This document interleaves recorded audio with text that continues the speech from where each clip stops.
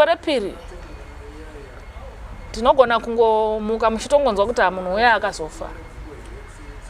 Ndine dambudziko remudumbu makandinetsa kubva pandakaviga baba wangu 2021. Ndakadyiswa panhamo ipapo. Ndakarota ndichimonererwa nenyoka muviri wangu ndobva yandiruma maoko ese. Ndokubva ndazoona ndakudya nyoka iye. Ndakagara dzinenge 2 weeks. Kubva musi wa 30 June 2021. Handina kuzombonzwa zvakanaka zvakare. Ndiri kudzikira kupera muviri everyday, hausi muviri wangu wamuri kuona. Ndakatosimba. Asi iko zvinezvi pazvasvika ndinonzwa kufambwa muviri wese ndinotonhorwa kana musoro mudumbu mese ndichinzwa kurumwa kuchekwa ndafamba kubva 2021 nzvimbo dzakasiyana mumapostori asi ndiri kushaya rubatsiro. Saka matambudziko maviri iwaya ndowandishungurudza muupenyu hwangu. Zvezvimwe izvi ndinozozviona asi ndinoda kubatsirwa nezvinhu zviviri izvi kuti ndiwane mwana wangu nekuti ndigonewo kupora. Ndiraramewo ndigone kurwira mwana wangu. Iwaya ndinotenda nevachabatsira. Tidzoke mashure mama. Mambotaura mukati imimi naamai venyu hamusi in good books. Hazvingadai here kusheka kwemwana kuri kubata landlord ivavo naamai avo kuti mhepo dzacho dzasimukirana pamwe chete? Izvozvo ndizvo chaizvo zviri kuitika. Zvekuti uyu ane zvakewo zvaari kuita. Ukuwo vakurwisa kuti sei ndakatora bhiza rawo nekuti mwana wangu ini ndiye anga achifambwa naye vachivhurisa makuva mwana wangu.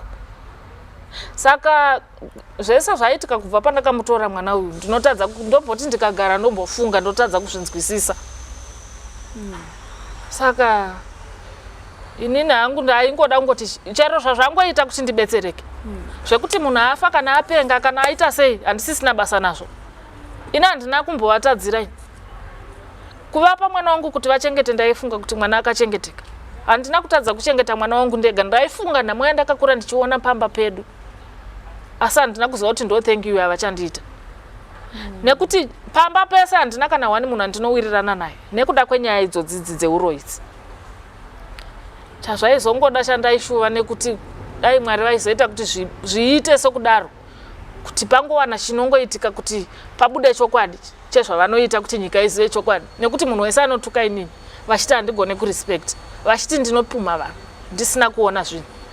Mumaprofita mese mandinofamba havavaziva, havana chavanoda kwavari chokuti vanga vanyepera kuti nditi ndingavapuma uroinasi. Tidzoke kumashure. Ndamunzwa muchitaura kuti hamuna kukwanisa kupiwa case number pamakaripota kumapurisa kuSouth Africa. Vakakutsanangurira here chikonzero chavakaita kuti vasakupera? Handinawo kutozvibvunza nenyaya yekuti kubva from the beginning ndichivhurisa doketi ka. Handina kuona kuti nyaya yaienda.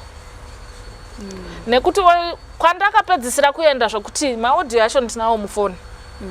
Musikana uyu achitaura kuti munamato wawakaita ndofunga wakashanda. Nekuti kubva zvashaika mwana. Mai ava vana kana kumbobvira vakava nechekuita kana kuvhunza pazviri. Vakuzovhunza kuti komakazoti chiine mwana. Pane kuti vauye vachivhunza kuti mwana makazomuwana here kana zvakazofamba sei. Vakuti hanzi makazoti chiine mwana. Takazoti chiine. Hanzi vanofuridzira mushonga kuti mapurisa aite sei. Anete. Vashaye simba. Saka kana iwo mapurisa atadza kundibatsira ndochiudzana nekuti ivo ndo vanokwanisa kuita basa iroro. Handina hama ini yekuti inomira neni ikoko. Ndine ndichingoriwa ndakadai. Saka handichaziviwa kuti ndoita sei. Ameno pamwe ndine pandinenge ndajaja pandiri wrong kugadziriswa handirambe. Chandiri kuda rubatsiro chete. Zvezvakawanda handichisina basa nazvo. Vanotuka havo hazvina mhosva. Iwawoka. Asi ndiri kuda kubatsirwa chete kuti ndiwane mwana wangu kuti ndipore ndigone kumirira ndirwire mwana wangu chete. Nekuti kana ndikazonzi ndafa zvichidai ndiani wachamuona. Nekuti ndini parent yacho.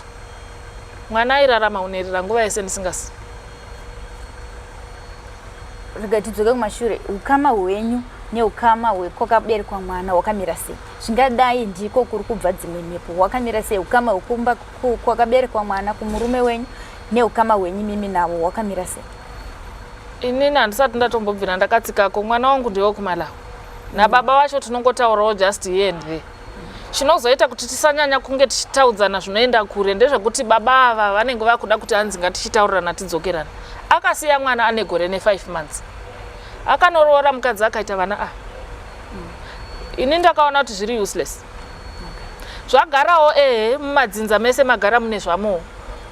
Vanogonawo kunge vane zvavo zvavari kuita ikoko. Asi mudzi wedambudziko uri kubva kwanga kuchigara mwana nguva yese.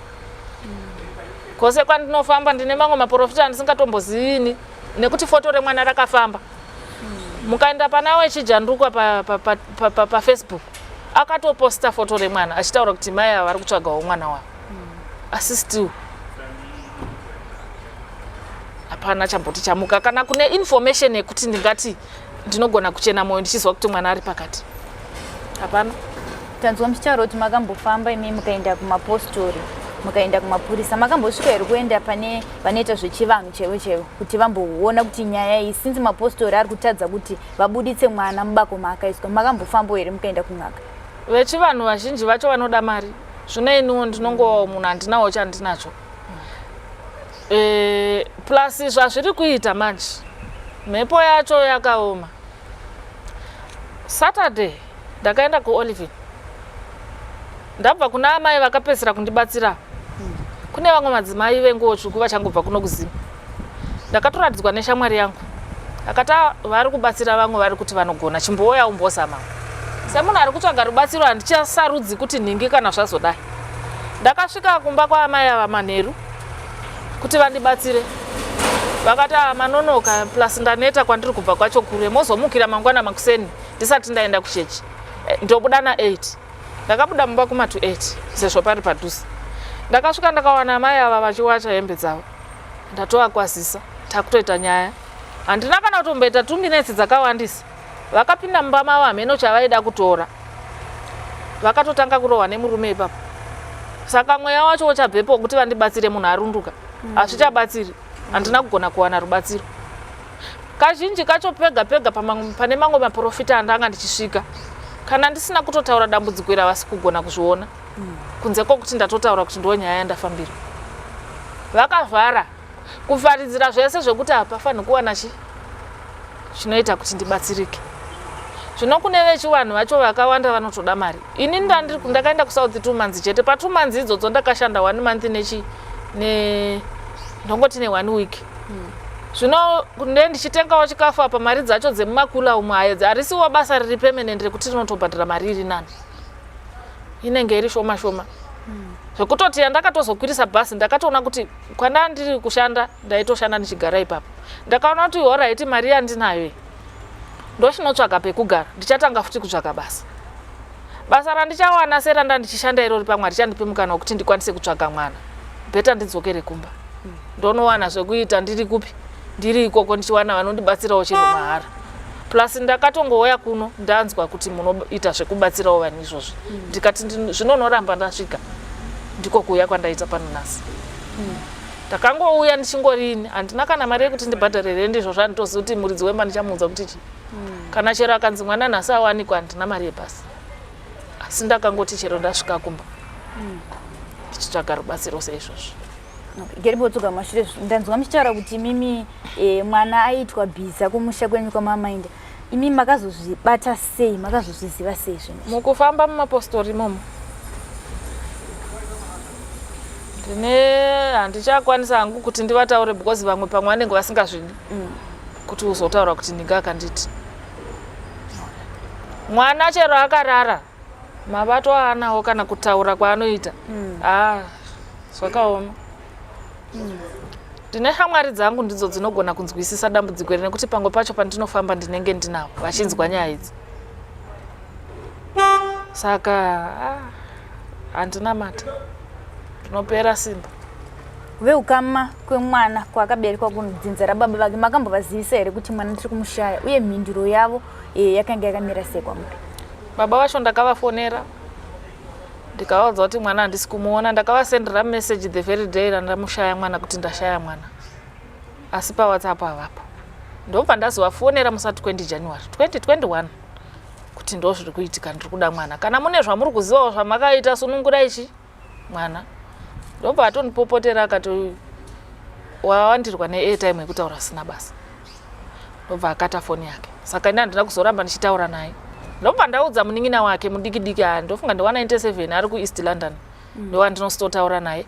Then hanzvadzi yacho chaiye akakurira muno muZimbabwe anogara kudomboshava, ndaitotaura navo nezuro, ndandisina nhamba dzavo, foni ine nhamba dzavo yakapwanyika. Saka ndakatozowana nhamba dzavo manje vakatozonditanga kunditaudza ndivo vachiti naye muroora takanzwa kuti chi mwana makamushaya chii chakaitika, nobva ndavatsanangurira. Ndikati ndatova kuno kuZimbabwe kuti ndimbotsvaga rubatsiro kuti pamwe mwana ndingamuwana, handingangogari ndichipeta maoko kuti mwana wangotonyangarika seizvozvo. Vakati sinzi ini ndisina kukurira ikoko handizivi mararamiro avo, zvekuti vane zvavakaitawo kana vane zvavanoita ine handigoni kuzvipupura. Imi chingoitai zvokuti mwana aite sei awanike. Ndopa zvakangoperera ipapo. Tanzwa muchiti mwana condition yake haina kunyatsomira zvakanaka. Makamuzvara mwana aine chimiro chake chakanyatsoita sei? Mwana wangu handingati kuti anopenga kana kuti dzakashota kana chii. Mwana atori right, mukamona achitamba nevamwe pamangwariro akaita, chimupai bhuku. Pabhuku ipapapo zveECD chaizvo haagoni kunyora. Mwana ari kufana kuenda form 1 gore rinei, haagoni kana kuverenga. Pamwe pacho nautombomupa inini kuti ndimudzidzise pekutanga ndaimurova nchiti anozviitisa. Rimwe zuva akachema zvokuti ndombototi ndikagara ndaiti ndikamutarisa zvaindirwadza, akati mama ndiregererewo handigoni. Ndamurova. Anogona kutonyora zvimwe zvokuti zvinotoendeka zvegrade 1 izvozvo. Gare dzi haachatozivi zvaanyora zvacho zviri correct izvozvo. Haachagoni, haachatozivi kuti pakati. Pandakamutora chaipo anga asingachagoni kunyora nezita rake. Mwana grade 1 ne2 akanga ari right. Grade 3 pane akapiswa nemunin'ina wangu kudirwa parafini chai, kwete nemistake but kutoda kuuraya mwana. Anotoda neziva anga ndinawo mafoto mufoni. Vaiti chikonzero chii kupisa mwana? Nyaya yachona ini aberekika. Ndosaka ndamboti ameno ropa rangu zvaringori plus sokutaura kwandinenge ndichiita zvonengona kusa sokuti ini ndiri wrong kana ndandiri careless nemwana. Nyaya yemwana yakaitika ndisipo ndiri kuSouth 2016. 2015. Aiwa 2016. Mai vangu vakati vada kuenda kumusha kwaita nhamo. Ini ndindanga ndiri breadwinner pamba. Kuti pamwiwe kana tii kana chii ndini ndaitoona kuti zvaitwa. Vakandifonera vakati kwaita nhamo chichi, ndikati manje iko zvino handina mari mama. Mozoenda chi panyaradzo ndakutsvagirai mari. After 2 days ndakazofonerwa vakutonditi ndiri kunhamo chichi. Ndo pakasara pachiitwa izvi. Mwana akadirwa parafini dumbu rese. Kwakulaita mwana. Kwakupisa. Next door ndo vakazonzwa mhere yemwana vakati chera achisiro hatisati tambonzwa achichema zvakadai. Kwakuchinotarisa nemwana ari kubvira. Mwana akagara 1 month asingaendi kuchikoro. Achichinjwa mabhandeji every day. Saka inini munozwa ndakangoti pandakanzwa nyaya ndakangoti pamwe ivanga diki chero iwe mubereki uripo mwana anokuvara. Handina kumbozvisa musoro. Ndazouya kuno ku 2017. Ndo pandakati inini kuudzwa kwandakaita nyaya ndiri uku. Hanzi kutsvakwa aita mwana ane flu. Saka akapinda mukicheni ndokunorara muzasi memoto kuti adzirwe. Jira ranga akafuga ndo rakapisa mwana. Ini ndikati zvokuzosvika mwana asvike pakutsva anga asinganzwi kuti ari kutsva. Ndasvika ndokubva ndati tione jira racho rakapisa mwana. Mai vangu inini ndo vakatoprefer kundivanzira. Ndichifona kuvhunza kuti ari sei mwana, vainditi rasha. Ndakangokura zvakadaro vasingandidi amai vangu. Ndaitsvaga chikonzero asi ndakatochiwana iko zvino ndakuchisiva. Munin'ina wavanhu vatevera ndakatombomubvunza kunaya mai. Kana muna asisi venyu vane here zvavakambokuudzai kuti ndakavaitira chandakavatadzira kana ndine mhosva ndinofanira kuziva. Asi vakataura kuti aiwa kana usipo mai vako havagoni newe. Zvinototinetsa kana iwe wakuzova uchitaura nyaya dzakadai. Ndikati is fine. Saka nyaya yakazoitika ndeyekuti ndavhunza munin'ina wangu anonditeera kumashure kwangu ndiye munhu akazondiudza chokwadi. After gore rese vakanyarara nyaya yakadai. Handizoti dai akatsva akafa vaindiudza sei kana vakambosarudza kundivanzira zvinhu zvakadai. Chero kuri kunzi kuita kuti tichengetedze ukama sevana, paitika chinhu chakadai onyarara. avasirivo vazviita kuti reason yekundivanzira yanga iri mwana airohwa neanonditeera munhu anotovawo nevana vanotorama zvekuti ndakatozonzwawo nemwana wakwamainini handichamutaura zita rake nekuti rimwe zuva vachaiona vhidhiyo akati ndakafara pandakanzwa kuti makatora mwana nekuti mwana anga ari munhamo kutomubata chero akavata kumubata hana yake inenge ichidai kunge munhu avhundudzirwa nguva dzese ndo zvaatori saka handizivi kuti ndingaramba ndichitsanangura here zvekumashure asi mwana akatongokanganisika ipapo pandakazovabvunza amai kuti koimimi makagosarudza kundivanzira sei vakandichemera ini vakati paunouya pese panopamba pangu nondishungurudza saka ina handichabvumidzwa kubvunza mwana wangu here imi muri munogara naye kuwirirana kwedu chaiko isusu kwangu kwagara pasina saka mwana handingati chirema kana kuti anopemba zvaakatoitwa mashava akaiswa aya ndo ari kuita zvese saka ini ndinongodawo kuwana anokwanisa kuita sei kuti kana ndazomuwana hangu ari mupenyu vakwanise kundibatsira kuti mwana asununguke kuchikoro ndiye ega wani mwana andinaye ndaishuva kuti ndichamudzidzisa kusvika paanoda arege kutambudzika sezvandiri kuita faini iko zvinezvi ngaachingogonawo kunyora nekuverenga zvekuti chero nhasi akatsvagawo basa ka anokwanisa kurizena nekuona because chero mari haazivi nguva chairi pafoni haazivi munhu ane 13 years asi ndakaomerwa ndinombochema ndonyarara asi pari zvino dai ndawana mwana chete zvakawanda ndezvimwe tinongoda kubatsirwa chete kuti ndiwane mwana wangu kuti ndirapwe ndigopora kuti ndigogona kumuchengeta nekuti izvi zviri kuitika kurwara uku ndiko kumusha ikoko vada kundiuraya kuti vagone kuwana kusara vachiita zvavanoda pamwana wangu chavanoitira izvi ndechekuti nini vakanditemera uro izvo karamba asi vamwe vana vakagona kugamuchira seanonditevera kumashure kwangu ndakanga ndisingamufungiri kuti angaita utsinye akadaro saka handizivi kana mune kubvunza muchawana here simba rekudzokera kunoona landlord vachona since makuziva kuti ndiko obvious kwakaiswa mwana mubako mungawane simba here rekunovabvunza kana kuti kungonovabvunza fe handisina kubatsirwa ndionese kuti mwana ndingamuwana nekuti chero madzimai vakanditira muna matoro vakatoti musadzokere kunovarwisa nekuti ndakatogara panapa ndine shungu dzakawanda zvinezvi ndinofanira kuti ndishandewo asi ndiri busy kuti up and down handina chero chekudya mumba nekuda kwekuti mwana hapana kusvikira rini tokumbira kuti muchiisa nhamba dzenyu kune vachada kukubatsirai nemashoko enyu ekupedzisira kune vachada kukubatsirai zvakare mungosiya nhamba dzenyu motaura kuti kana dziri dzeecocash vanoda kukubatsirai nemari yechikafu neavo vana sekuru kana vana mbuya vari kunzwa uko vari kukuonai vanoda kukubatsirai vari vechivanhu kuti tingawane sei mwana uyu nhamba dzangu dzemuno muzimbabwe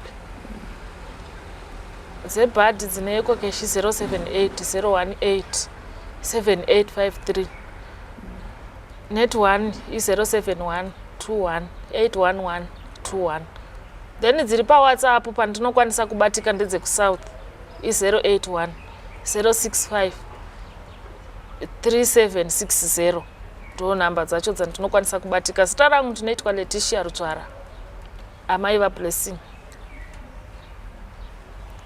Well, we have come to the end of our show. Mazvinzwira kuti mama vandinavo pano all the way from Chitungwiza vari kutsvagawo mwana wavo wavakashaya musi wa23 December gore rakapera. Vanoti ivo kwese kwavari kufamba hazvisi kunzwika, havasi kunyatsopiwa evidence yakakwana kuti mwana ari kupi, asi kumaprofita kwavari kufamba vari kunzi mwana achiri mupenyu. Ivo chavari kungokumbira ndechekuti vanoda kuvabatsira, vataura kuti havana chikafu, havana mari yerent, asi chishuwiro chavo chikuru ndechekuti vawane mwana wavo zvisinei nyangwe akanzi mupenyu kana zvikanzi akafa, vari kuda kuona mwana wavo. Vanoda kumubatsira, nhamba tadziisa pasasi pechirongwa chamuri kuona. Until we meet next time, it's a good day.